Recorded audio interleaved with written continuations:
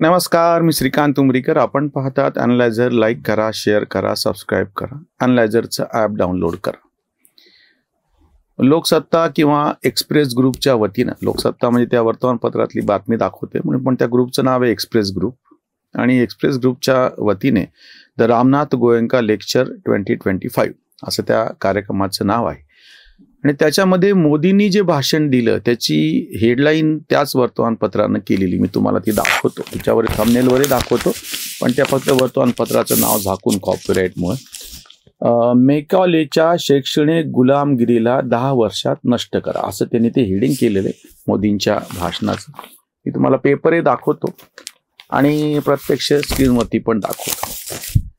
आता मेकॉले यांनी 190 वर्षांपूर्वी इंग्रजांच्या काळामध्ये जी शैक्षणिक जो 10+2+3 असा जो सगळं काही किंवा एकूणच शिक्षणाची जी पद्धत त्यांनी राबवली होती, त्याच्यातून इंग्रजांना त्यांच्या सगळ्या व्यवस्थेसाठी कारकून तयार करायचे होते म्हणून ही राबवली असा आपण आरोप करतो. तो जवळजवळ खराच आहे. मोदींनी पण त्याच पद्धतीने त्याच्यावरती टीका केलेली. पण मला हा विषय तुमच्या समोर मांडायचा तर थोडासा वेगळा. जुनी शिक्षण व्यवस्था होती, मग ती मेकॅलेची. बरं, आपल्याकडंच आहे असं नाही, प्रत्यक्ष इंग्लंडमध्ये सुद्धा हे बिनकामी ठरलेलं आहे कुठेही. ह्याचं कारण काय तुम्ही लक्षात घ्या. म्हणजे मी 1990 पर्यंत सगळ्या जगाची व्यवस्था आणि 1990च्या नंतरची ह्याच्यामध्ये फरक कसा आहे तुम्हाला थोडंसं सांगतो. आम्ही वारंवार तो मुद्दा सांगत आलेलो. कागदोपत्री जे शिक्षण असायचं, त्या डिग्र्या असायच्या, तशा एक विशिष्ट कारकुनी नोकऱ्या सगळीकडे उपलब्ध होत्या. शिक्षक म्हणून होत्या, बँकामध्ये होत्या, बाकीच्या संस्थांमध्ये होत्या, सरकारी पातळीवरती होत्या. खाजगी उद्योगातल्या संस्था नोकऱ्या त्या तुलनेनं अतिशय कमी होत्या. आणि या पद्धतीच्या सगळ्या मेकॅले पद्धतीच्या सगळ्या डिग्र्यांना काही तिथे फारशी किंमत नव्हती. पण केवळ तेवढंच नाही, 1990च्या नंतरच्या जागतिकीकरण पर्वामध्ये सगळ्यात मोठी अडचण ही होऊन बसली की समोर सगळे दरवाजे उघडले. जगाच्या पातळीवरती व्यापार वाढत चालला. जगाच्या पातळीवरती व्यापार उदीम, व्यवसाय, अर्थशास्त्राला गती मिळाली. आणि प्रत्यक्ष वेगवेगळ्या देशांमध्ये सुद्धा सेवा व्यवसाय, सर्व्हिस इंडस्ट्री मोठ्या प्रमाणात वाढली. म्हणजे मुळात रोजगाराचं स्वरूपच बदललं. आधी जे नोकरी नावाचं स्वरूप होतं ते बदलून एक तर कॉन्ट्रॅक्ट बेसिसवर झालं किंवा सगळं आउटसोर्स करायला लागले. ह्या सगळ्यातून झालं असं की जुनी जी सगळी शिक्षण व्यवस्था होती, जिच्यामधून ते डिग्री मिळाल्याच्या नंतर तुम्हाला नोकरीची हमी होती, एम्प्लॉयमेंट ऑफिस असायची रोजगारासाठीचं, आणि सरकार प्रयत्न कसा करणार काय, सरकारच मुळात सगळ्यात मोठा रोजगार देणारं त्या काळी होतं. नंतरच्या काळामध्ये सरकारचा हिस्सा घटत गेला आणि आता तर जेमतेम 2-4-5% सुद्धा सरकार उरलं नाही त्याच्यामध्ये. म्हणजे एकूण भारतातल्या 3-3.5 कोटी नोकऱ्या सरकारी पातळीवरती आहेत, तर जवळपास 75 कोटी नोकऱ्या, 70 कोटी नोकऱ्या ह्या दुसऱ्याच आहेत. म्हणजे गव्हर्नमेंटचा हिस्सा त्याच्यातल्या 5% पण उरलेला नाहीये एकूण नोकऱ्यामधला, आणि 95% नोकरी आहे त्याच्या बाहेर आहेत.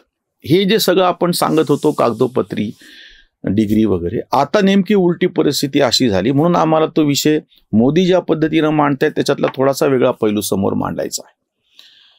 मेकॅलेनी किंवा इंग्रजांनी आपल्यावरच्या संस्कृतीवरती हल्ला होता, आपल्याकडच्या उद्योजकता, प्रतिभा, कल्पना, काय म्हणतात त्याला, कौशल्यावरला मारलं त्यांनी, हे कबूल. पण त्यांनी त्यांच्याकडे, म्हणजे त्यांच्याकडे सिस्टीम कोलॅप्स झाली हे लक्षात घ्या. म्हणजे ही शिक्षण पद्धती त्यांच्याकडे कामाला येत नाहीये, युरोपातही कामाला येत नाही, अमेरिकेतही कामाला येत नाहीये, ऑस्ट्रेलियातही कामाला येत नाही. लक्षात घ्या फरक कुठे पडला. मी तुम्हाला अतिशय छोटं उदाहरण सांगतो, आपल्याकडचंच आहे म्हणून. मी जिथे ज्या ठिकाणी ज्या कटिंग सलूनमध्ये जातो तर तो प्रत्यक्ष नावी जातीमध्ये जन्मलेला आहे. आणि जेव्हा मी त्याला विचारलं की तुम्ही हे सगळं शिकता कुठून काय, त्याच्यातला एक भाग जो होता ते परंपरेनं आपल्या वडिलांकडून, काकांकडून, जे कोणी घराण्यातले लोक त्या व्यवसायात त्यांच्याकडून शिकतात, हा एक भाग. पण पुढचा बघा जो याच्याशी जुळणारा मुद्दा आहे तो, आताचे नवीन सगळे हे जावेद हबीब सारखे ज्यांचे नाव आहेत आणि ज्यांनी या फार मोठ्या प्रमाणात सलूनच्या ह्याच्यामध्ये मोठी क्रांती केलेली म्हणा किंवा तो ब्रँड झालेला आहे, त्यांनी जे सर्टिफिकेट कोर्सेस काढलेले आहेत किंवा त्यांच्याकडे काही दिवसाचं ट्रेनिंग घेतात आणि ते सर्टिफिकेट आणतात. सर्टिफिकेटचंही काही नाही मुद्दा, पण ते कौशल्य शिकतात, आपल्या परंपरेनं आलेलं कौशल्य, आणि हे कौशल्य याचा वापर करून ते आपलं सलून थाटतो. ही गोष्ट आधी कशी होती की त्याला ओबीसी म्हटलं जायचं, ओबीसी म्हणून त्याला शिक्षणात जागा राखीव ठेवायचो आपण, नोकऱ्या राखीव ठेवायचो. अरे पण तुम्ही जो न्हावी आहे त्याला नवीन ह्याच्यामध्ये न्हाव्याची नोकरी नाही दिली ना, देऊ शकत नाही ना तुम्ही. जो शिंपी आहे त्याला तुम्ही शिंप्याची नोकरी देऊ शकत नाही, धोबी आहे त्याला तुम्ही ड्राय क्लिनिंगची नोकरी देऊ शकत नाही. आपल्याकडचे सगळे 12 बलुतेदार जे होते, 18 आलुतेदार होते, हे सगळे मिळून जो गावगाडा चालवायचा. सर्व्हिस इंडस्ट्री मोठ्या प्रमाणात होती. उद्योजकामध्ये सुद्धा आता लोहार जो आहे तो फॅब्रिकेटर म्हणून नवीन व्यवस्थेमध्ये आला, पण त्याला तुम्ही फॅब्रिकेशनची नोकरी नाही देऊ शकत. मग आता हे कुठून शिकणार? एक तर परंपरेनं शिकतात हा एक भाग आहे, पण नवीन कौशल्य ते कुठून स्वीकारायला लागलेत, शिकायला लागलेत? तर ते प्रत्यक्ष ज्या ज्या ठिकाणी अशी कामं चालतात तिथे प्रत्यक्ष अनुभव घेऊन शिकायला लागलेत. हा फरक लक्षात घ्या तुम्ही. कागदोपत्री जे शिक्षण होतं ते राहिलं बाजूला, आणि प्रत्यक्ष जे तुम्हाला अनुभवातून शिकायला मिळणारे, प्रत्यक्ष ज्या ठिकाणी काम चालतं तिथून तुम्हाला तो शिकायला मिळणारे, तो अनुभव मिळणारे. किंवा आपल्याकडे अजून एक फायदा आहे की परंपरेनं तुमच्या घरामध्ये जे चालू आहे, तेली जातीमध्ये कोणीतरी जन्मलेला आहे आणि त्याला ऑलरेडी घरी तेलाचा घाणा आहे, तो एक भाग झाला. आणि नंतर तो नवीन तंत्र शिकून घेतो आहे, नवीन सगळं तंत्रज्ञान आत्मसात करतो आहे, त्याच्यातलं तांत्रिक भाग शिकून घेतोय. आणि तोच परत जो परंपरेनं सुद्धा तेली आहे आणि नवीन शिक्षणानं पण त्याचा फायदा, स्वतःचं वेगळं दुकान थाटतो आहे. लाकडी घाण्यावरती पण मशीनवर चालणारा असे जे नवीन घाणे आता तयार झालेत, हे कोणी केले तयार? परंपरेनं चालत आलेल्या तेल्याच्या घराण्यातल्याच एका मुलानं केले. त्याला त्यांनी जोड नवीन ह्याची दिली. जो जुना धोबी होता तो आता ड्राय क्लिनर बनला आणि त्यांनी नवीन तंत्रज्ञान आत्मसात केलं. आता हे जे सगळं सुरू झालेलं हे मेकॅलेच्या मध्ये बसणारं नाहीये, हे तुमच्या कागदोपत्रीच्या शिक्षणामध्ये बसणारं नाहीये काही. हे जे सगळं काही नवीन आहे, किंवा जो जुना माळी होता त्याचा मुलगा आज फुलांच्या आणि फळांच्या व्यवसायामध्ये आहे, तर तो माळी म्हणून त्या जातीतून जन्मला म्हणून त्याला त्याला काय कौशल्य त्यानं आत्मसात केलं, हा एक भाग आहे. पण नंतरचं पुढे जसं केळं पिकवण्यासाठीचं रायपनिंग चेंबर्स येतात, ते काही जुन्या पद्धतीनं भट्टी लावून केळं पिकवले जात नाहीत. याच्यातला रसायनाचाही भाग बाजूला ठेवा, शास्त्रशुद्ध पद्धतीनं केळं पिकवले जातात. मग जो जुना माळी होता, जो फळांचा व्यवसाय करायचा, तोच्यातला नवीन पिढीचा पोरगा आपल्या घराण्यामधलं जर कौशल्य तर शिकतो आहेच आहे, नवीन तंत्रज्ञान पण शिकतो आहे आणि या ठिकाणी रायपनिंग चेंबर मध्ये काम करतो आहे. आता हा जो बदल झाला हा सगळा कुठेही जुन्या ह्याच्यामध्ये अडकत नाही, कारण की जुन्या नोकऱ्यांची सगळी पद्धत होती, त्याप्रमाणे मानसिकता होती, त्याच्याप्रमाणे शिक्षण होतं. मोदी जेव्हा मेकॅलेला टीका करतायत ते बरोबर आहे, आपल्या ह्याच्यावर हल्ला केला हे पण बरोबर आहे, पण हा मेकॅले त्यांच्याकडे सुद्धा अपयशी ठरला ती पद्धत जगभरामध्ये. ना आता नवीन पद्धत सुरू झालेली आहे. दुसरी गोष्ट म्हणजे आता तुम्ही कायमस्वरूपी कोणाला तुमच्याकडे नोकर म्हणून ठेवून घ्यावं, सकाळी 10 पासून संध्याकाळी 5-6 वाजेपर्यंत त्याच्याकडून नोकरी करून घ्यावी, त्याला काम करून घ्यावं, काही विशिष्ट पगार द्यावा, अशी नाही गोष्ट उरली आता. आउटसोर्सिंगच्या काळामध्ये तुम्ही एक विशिष्ट गुत्त दिलेलं असतं, इतके पैसे इतकं काम करून द्यायचे, इतके तुला पैसे मिळतील, किती वेळात करावं ते तुझा प्रश्न आहे. आता हा जो बदल झालेला आहे, किंवा मोठ्या मोठ्या कंपन्यांनी सुद्धा त्यांच्यातला कितीतरी भाग आउटसोर्स करून टाकलेला आहे. एखाद्या प्रचंड मोठ्या अशा कारखान्यामध्ये साफसफाईसाठीचे त्यांचे कर्मचारी नसतात, त्यासाठी एक वेगळी एजन्सी नेमलेली असते. सिक्युरिटीसाठी त्यांचे कर्मचारी नसतात, सिक्युरिटीची एजन्सी नेमलेली असते. त्यांच्याकडे केटरिंगसाठीचं सुद्धा त्यांचे कर्मचारी नसतात, किंवा त्यांचं काही नसतं, जागा दिलेली असते आणि बाहेरची एखादी कंपनी जी असते तिनं ते सगळं केटरिंगचं गुत्त घेतलेलं असतं. हे जे फरक झालेला आहे, पूर्णपणे एक जो बदल झालेला आहे, हा बदल जुन्या कागदोपत्री शिक्षणामध्ये मिळत त्याच्यातून त्याला रोजगार निर्माण होत नाहीये.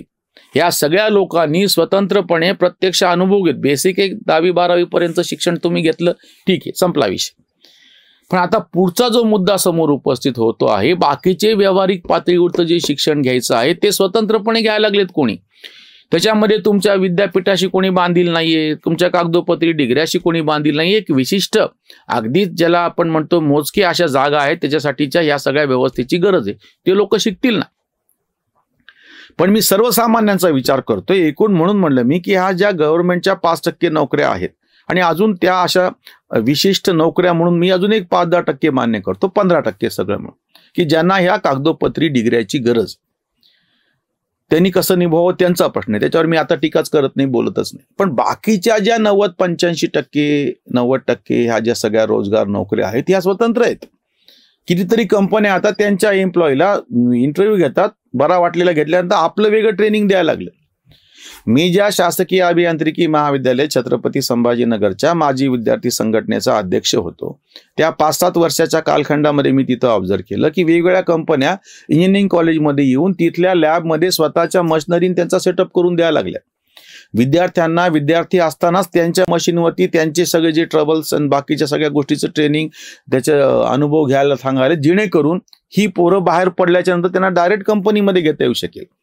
पुन्हा त्याच्यासाठी त्यांच्या ट्रेनिंगवरती वेळ आणि पैसा खर्च करायची गरज नाही. त्याच्यापेक्षा ते इंजिनिअरिंग कॉलेजच्या लॅब डेव्हलप करून द्यायला स्वतःच्या पैशानं तयार आहेत. हा जो बदल आहे चेंज होणारा, किंवा इंजिनिअरिंग न्यू एज्युकेशन पॉलिसीमध्ये आमच्याच इंजिनिअरिंग कॉलेजमध्ये 1 वर्षाच्या वर्ष अख्खं या मुलांना बाहेरचं ट्रेनिंग म्हणा, किंवा त्यांनी एखादा प्रोजेक्ट घेतला तर पूर्णच्या पूर्ण त्या ठिकाणी जाऊन 1 वर्षभर त्यांना त्याच्यासाठी प्रयोग करायची परवानगी. त्या कॉलेजच्या 4 भिंतीमध्ये यायची गरज नाही. हा जो सगळा बदल झालेला आहे, न्यू एज्युकेशन पॉलिसीच्या नावानं खडे फोडणारे हे विसरतात. याच्यातला राजकीय भाग बाजूला ठेवा. नवीन काळाप्रमाणे प्रत्यक्ष अनुभव आणि त्या अनुभवातून येणारं जे आपल्या जुन्या व्यवस्थेमध्ये 12 बलुतेदार आणि 18 आलुतेदार या व्यवस्थेमध्ये जे एक तुम्हाला सर्व्हिस इंडस्ट्री किंवा बाकी कौशल्य शिकण्याची जी संधी अनुभवातून आणि परंपरेनं चालू आलेली होती, तिचा नवीन तंत्रज्ञानाशी, नवीन सगळ्या या ज्ञान परंपरेशी सांगाडा, त्याचं जोड जमाव करून एक फार वेगळं मॉडेल न्यू एज्युकेशन पॉलिसीमध्ये आपण भारतात राबवू शकतो. आणि त्याचे काही चांगले परिणाम, की जो जुना म्हणलं ना की जो जुना सुतार होता, सुतार जातीत जन्मलेला, त्याच्या मुलानं आधुनिक तंत्रज्ञान शिकून घेतलं आणि नवीन कार्पेंट्रीचा व्यवसाय सुरू केला. जुन्या लोहाराच्या नवीन पिढीनं फॅब्रिकेशनचा व्यवसाय सुरू केला.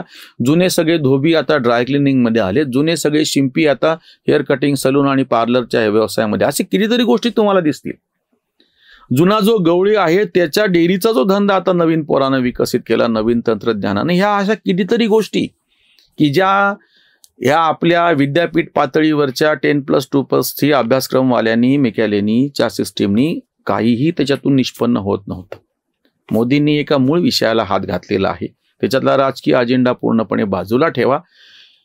जुन्या आपल्याकडच्या बलुतेदारी व्यवस्थेला नवीन तंत्रज्ञानाचा जोड देऊन एक अतिशय चांगली अशी व्यवस्था विशेषतः सर्व्हिस इंडस्ट्रीमध्ये तरी आपण निर्माण करू शकतो. याचं प्रत्यक्ष उदाहरण तुमच्याच आजूबाजूला दिसेल.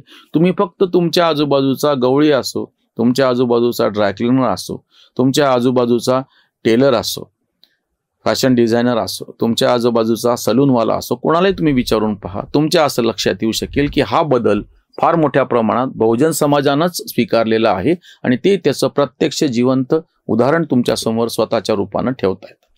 इथेच थांबूया. धन्यवाद.